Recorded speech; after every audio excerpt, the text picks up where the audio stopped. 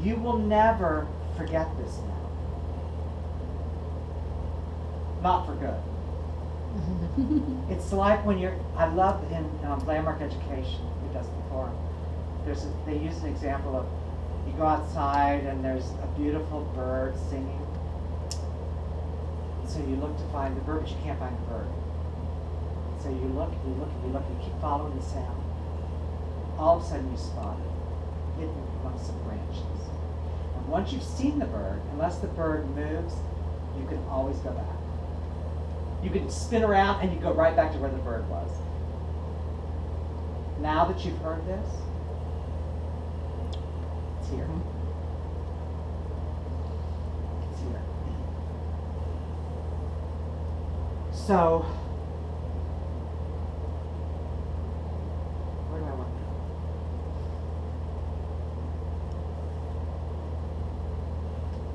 go? So I'm going to give you the RCA. Free TV.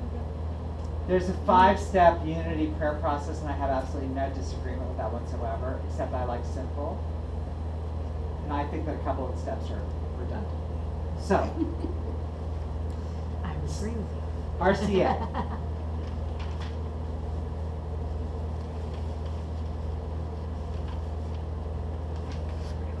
Relax.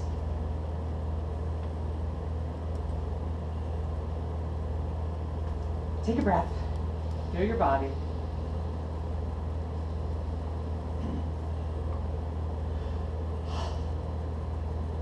Can I ask a question? Uh-huh. This in business, I'm reading a book on the subconscious mind. So when you say in, and we're praying within, where spirit resides in the heart, we connect our subconscious mind to the spirit within, the divinity within. That's part of it, isn't it? We're going to keep it beginner's mind, so that's old information. Not that it's invalid information, but it's really, I'm going to answer, it's really the super. Because it's subconscious. But beyond discovery. But it's the inward. It is, yeah, absolutely. Relax in.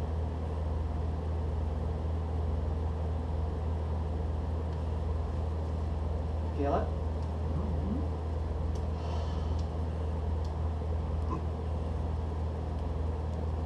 Drop out of your head, if you're in it. Drop out of your head, drop down into your heart, and relax in.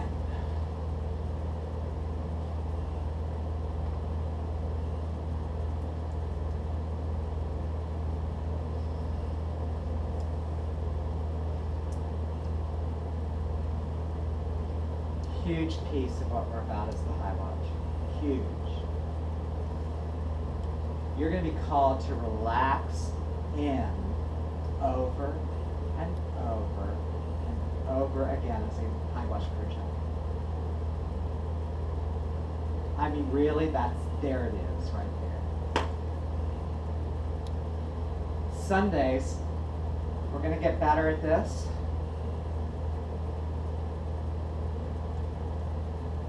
You all know my fire acronym?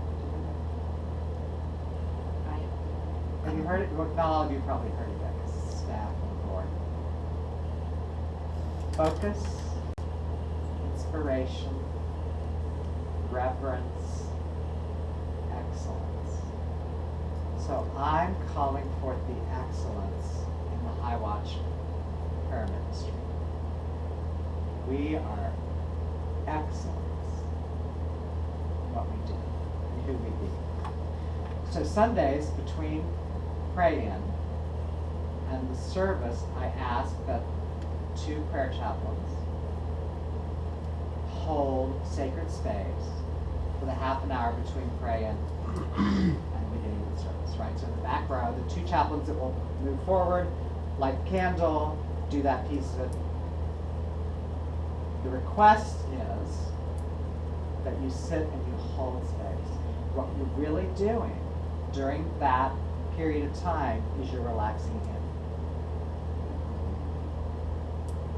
So that no matter how much chaos is going on around you,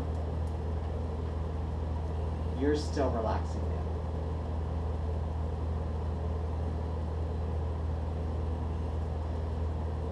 Got that? When do I got that? Hmm? Not only do I got that.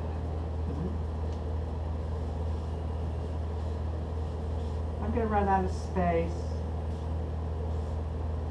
RCA, right? Relax. Connect. Connect.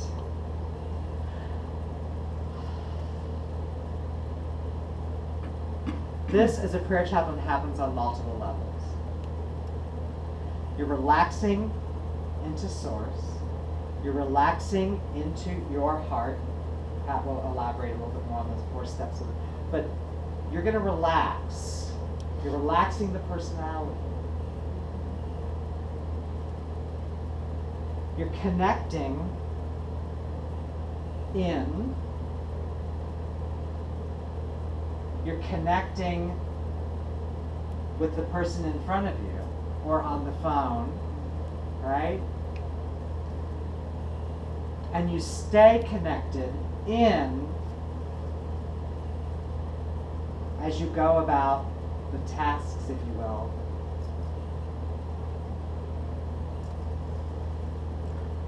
So sometimes for prayer chaplains, for pastoral care people, for ministers, certainly for, there are times when you have to relax and reconnect multiple times, moment by moment by moment. Particularly if you have someone that's really in a story, right? You're relaxing into the Source essence that you are, but they're in their story. We got some people who have been through some stuff in this church, right? And guess what? We are going to be privy, and we're going to be first responders to stuff that's going to happen that is going to make you go, Mm-hmm.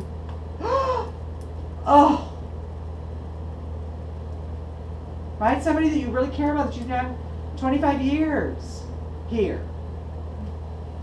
I'll give you a great example. I've seen this happen 1,000 times. You know this person really well. I really need you personally.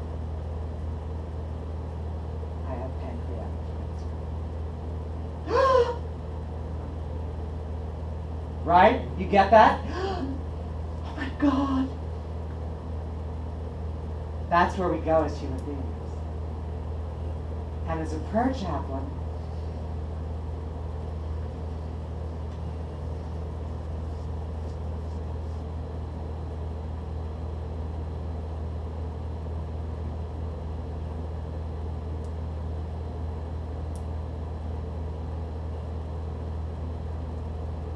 got to stay connected. Got to stay connected. It doesn't matter whether they have a hangnail, their electric bill is late, their boyfriend broke up with them, or they have pancreatic cancer. The appearance is not the issue. The issue is the connection. And you're connected to the isness, if you will, of Source. So as you relax in, you stay connected in the intimate Source. You feel it?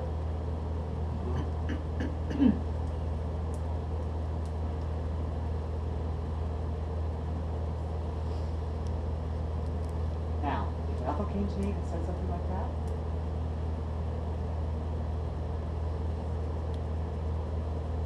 Ethel, I need you to take a breath.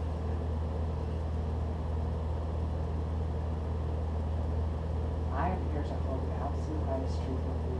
I've known you a long time. I love you in my humanity. I need to come back to my own connection.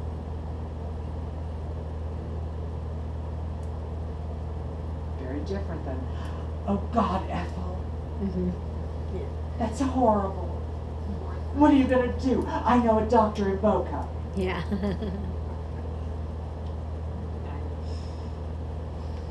You have a great symbol that you taught me without knowing it in one of your sermons that helps me to remember that. And it's that infinity symbol that you used. Yes. And that give, come back, give, that connection thing. That was really powerful Oh, for me.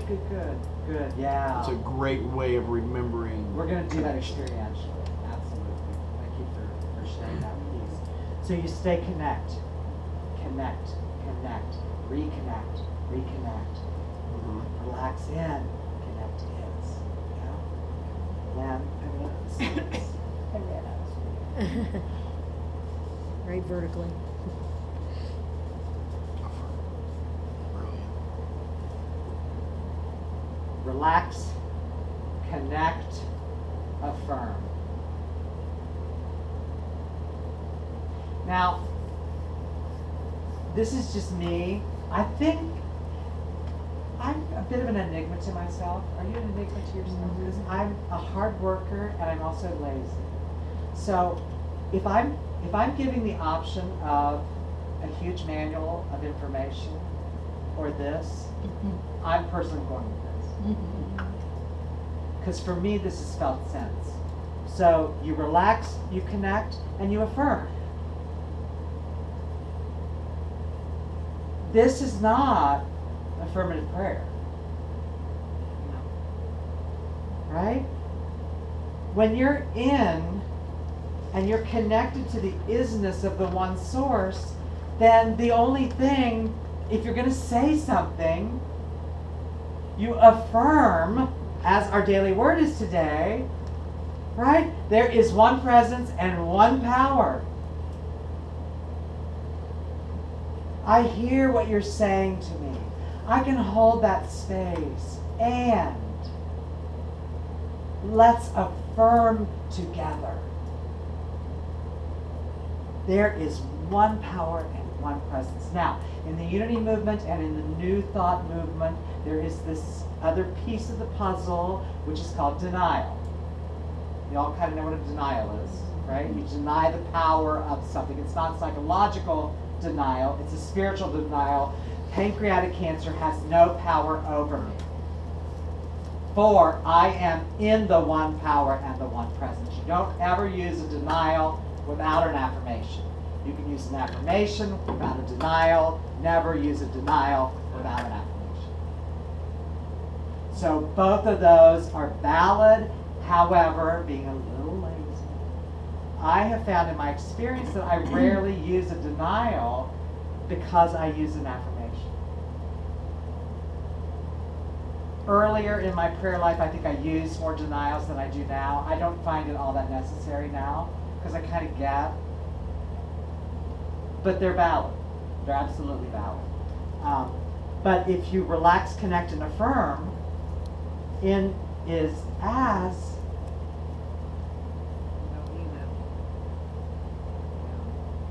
Right? There it is. So, I'm going to maybe. Can we just talk about the denial piece a minute, because just a thought came up to me that I was thinking, how often do I use denials? And I use them when someone is really stuck in their story. So when that piece is so there's so entrenched in that part, is more when I would use a denial, because, and it's clear because they just can't. It's so they chomp down on this and can't let go. So just anyway, for thinking about that denial. Feel the person, because I have had it happen when somebody's so triggered that if you use denial, they go, "What do you mean that I'm not?" So there is that potential. I think that's part of why I don't use them so much with other people, but I think that's a very valid point. But you got to always feel, if you're really connected, you'll know. There's a point at which somebody can be like, and we'll work with this, I will stop somebody mid-story. Stop. Wow.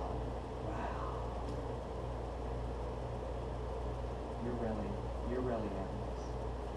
Let's stop.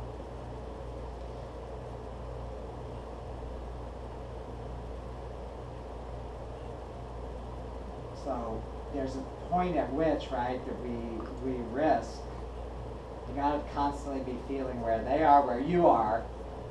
Because if you start feeling like if somebody's in a lot of intense energy and you're empathic, as most of us are probably, you start to feel it in you, right? Especially if somebody's like in a rage. Man, you gotta really. And if you start really feeling it, let's stop. Let's stop. Let's pray. So thank you. So this reminds me of, I love this. So you know the old song Rise, Shine, Glory? Yep. Do you all know it? It's a kid's song. It's a kid's song called Rise, Shine, Glory. Shine. Rise, shine, give God the glory, glory. Rise, shine, give God the glory, glory. Very dualistic, right? Give God the glory, glory. Right? So, but I love the energetic of it. Yeah. Because Kids love it. Yeah. Relax. rise,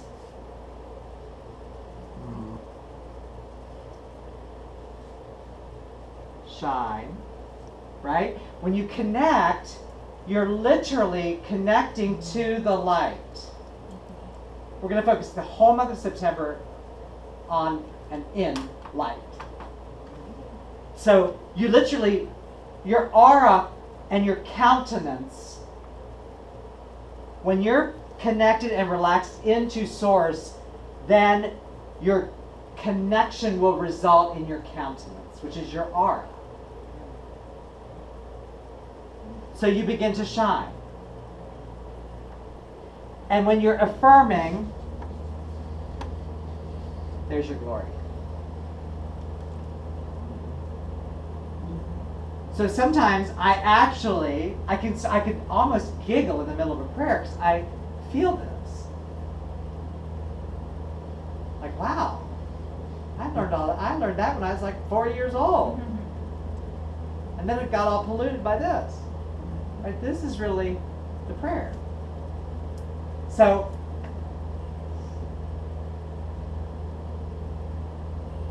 for me, the experience of deep prayer is really about vibing at the frequency of Source. We can put a bunch of words to it, a lot of concepts, a lot of hoo-ha, a lot of 2-4, and really it's about vibing at the frequency of Source. And that becomes then this felt sense reality that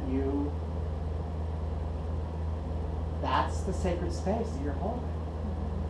And you include, right? At this level, to say we're one is really, from this level of experience, it's conceptual. We're not one at the level of matter and form. We are one at the level of essence. So when you connect at the level of essence, the distinction between you and me is meaningless. And so I cannot pray for Pat. I can't pray for Pat. I can pray with. And really, as prayer chaplains, we are praying our relationship to what this person is saying. That's the work. Because if you believe them, if you get lost in what they're telling you, you don't help them at all. Ship's going down now. Exactly.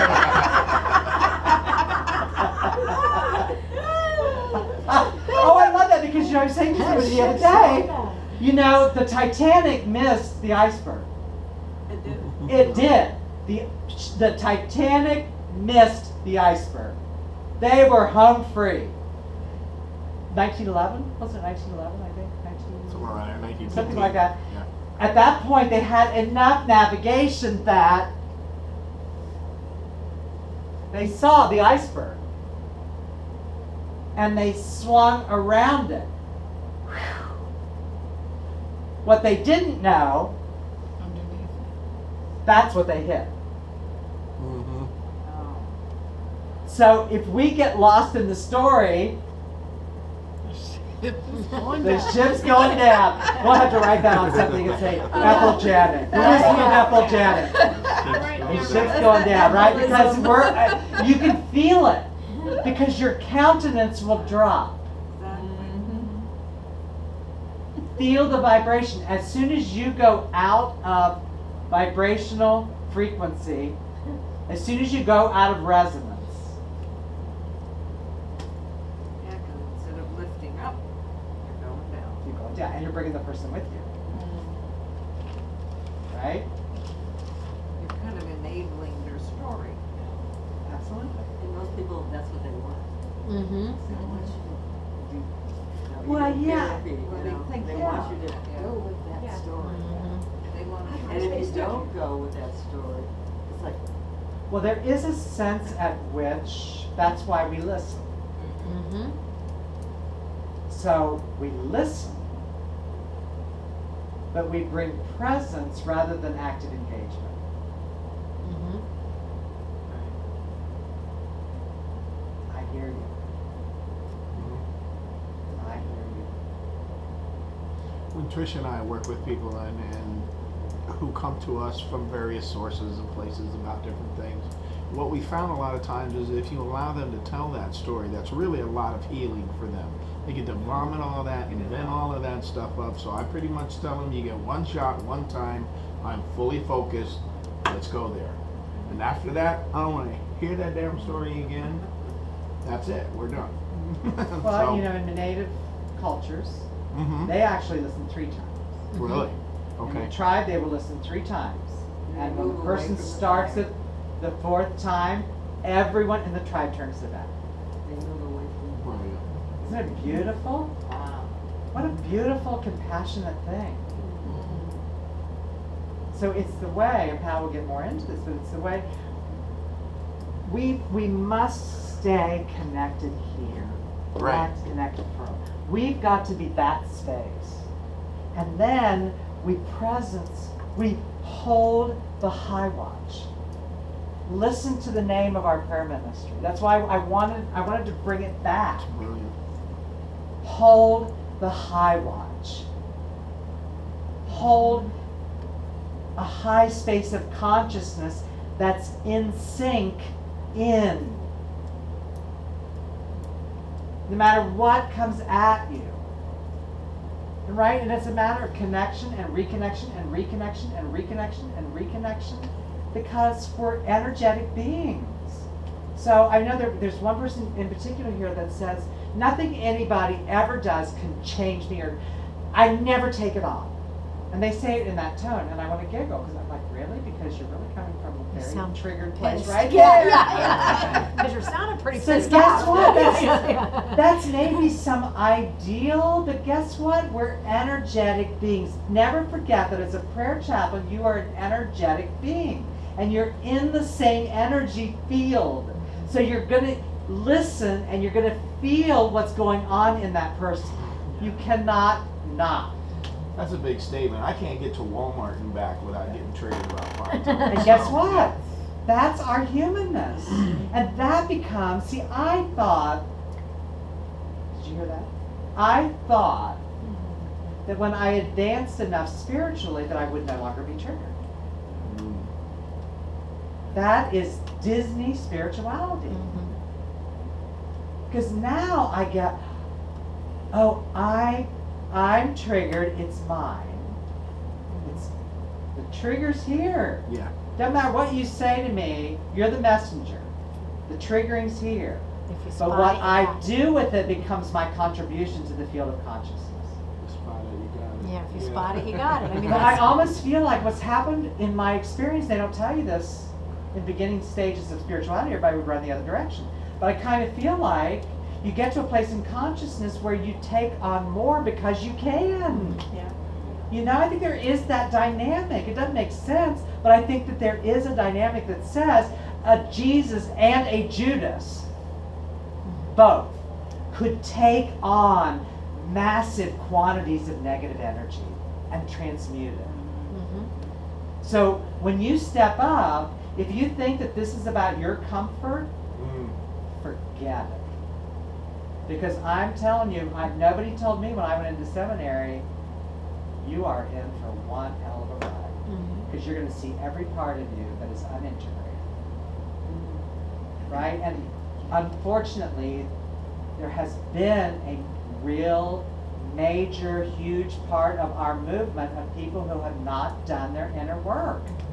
They slap an affirmation on top of it and call it done. And so unity churches are hotbeds. And it just is what it is. This, I promise you, is already transforming our church. Because we're not acting like we don't have a past, nor are we buying into and identifying with it. We don't act like we don't have stuff going on. We do. And we're opening up and awakening to what's transforming it. But it takes personal responsibility. Right? You gotta constantly feel this. You know, it really is the gift of engaging in becoming a prayer chaplain and making that choice over and over again, because you are consciously always working on taking responsibility for yourself, because now you're presenting in a community, and if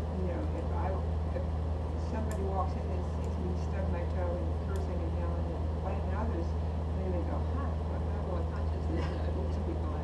So not that those things don't happen, but that it calls you to open up more to being aware of who you are, what you're doing, and how you're presenting yourself in that very present moment. And that's the gift. I mean, you can spend years in therapy attempting to get that millions of dollars, Well, and and never get it, but it's happening for free. The more, I feel now, at this point in my journey, I'm supremely blessed that I'm always steeped in. My whole career, this is how I live. And having said that, I tend to speak with a little bit of energy. Have you noticed? So, that's not my personality self at all. So there's a level of this happening that there's a flood of light. And with a flood of light comes a revelation of any darkness. So it's not uncommon for me after giving a talk, greeting everybody, leaving the church, and I may have a chemical reaction to the material, but I just, and I'll be like cranky for a little bit. And now I'm like, what a gift.